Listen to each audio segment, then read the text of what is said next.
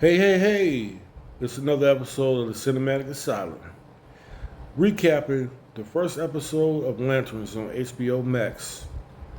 I did a show previously displaying my enthusiastic like of what I saw from the beginning to the end, but I didn't get into too much detail. So I felt that maybe we should do a recap show and discuss a few things that's going on in the first episode.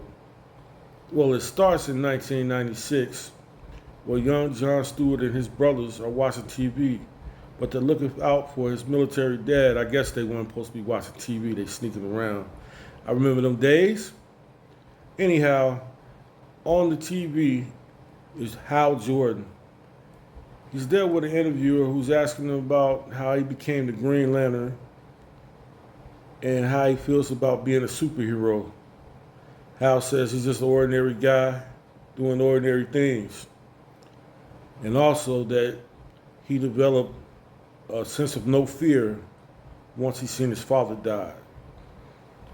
In comes the father. Everybody scatters except Little John. He escorts Little John outside by the garage and puts an apple on his head and proceeds to shoot it off. He asks John, "Are you afraid?" John says no.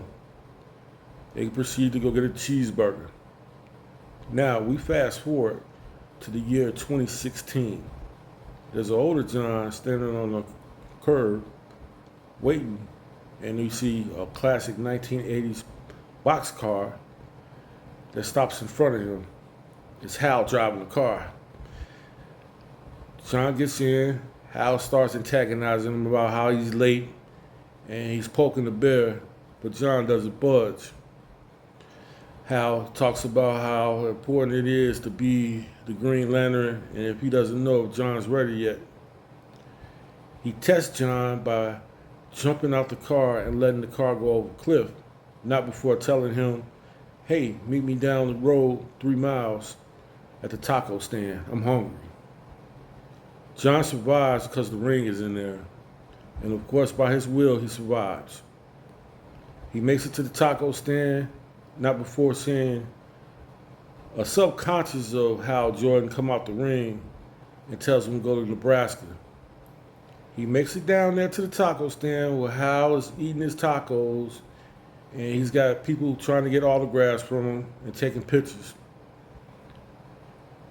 Hal tells him, "Hey, how'd you do it?" John explains what he did. Then he gives the message that what Hal's subconscious had said, and Hal decides to go to Nebraska on his own.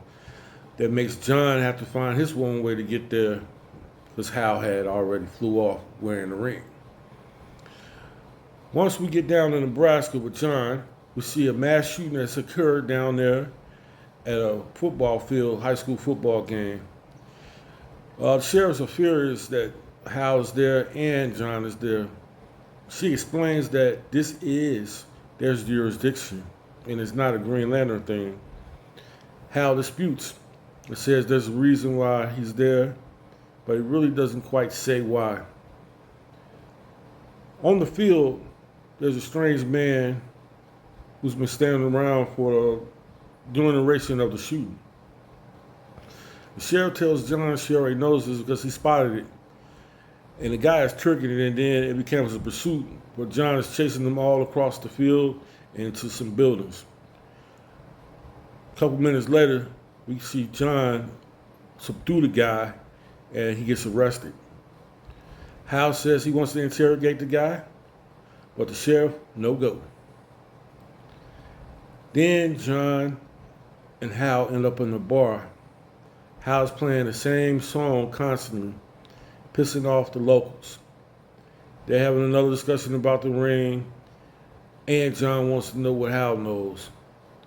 He tells him that something strange is going on that has something to do with the Green Lanterns, and that's why he's going to do what he's going to do. And I guess his whole plan was to make himself get into a bar fight so he can get into the jail cell. Hal gets arrested. John has to go to court. And we see a strange guy bail out Hal for some reason. In shock, the sheriff looks and says, "That's my husband."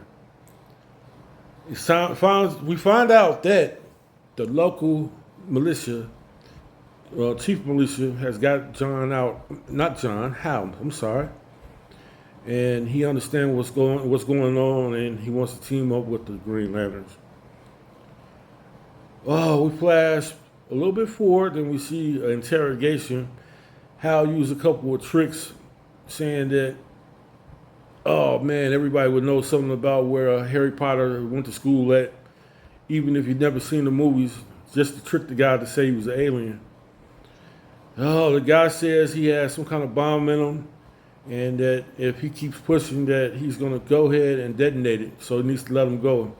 Of course, Hal doesn't do it, and the guy detonates the bomb, but Hal saves the day with the ring.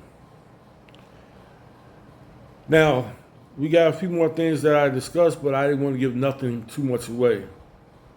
But like I say, it's a real good show. It gives you a deep detective feel. Everybody's saying like True Detective. I look at it as, The Odd Couple, sort of like 48 Hours, or you could say Lethal Weapon. But, Hal's very, very much like burnt out. And John is really intrigued, and he's really anxious to be the next ring, the next ring bearer. So I'm ready to see what the next episode has in store. Like I said, I think you guys need to check it out, because I will next Sunday, coming up. I hope you enjoyed this review and this recap, and I will get back with you next week after episode 2. So tune in. Everybody have a good night, and I will talk with you later.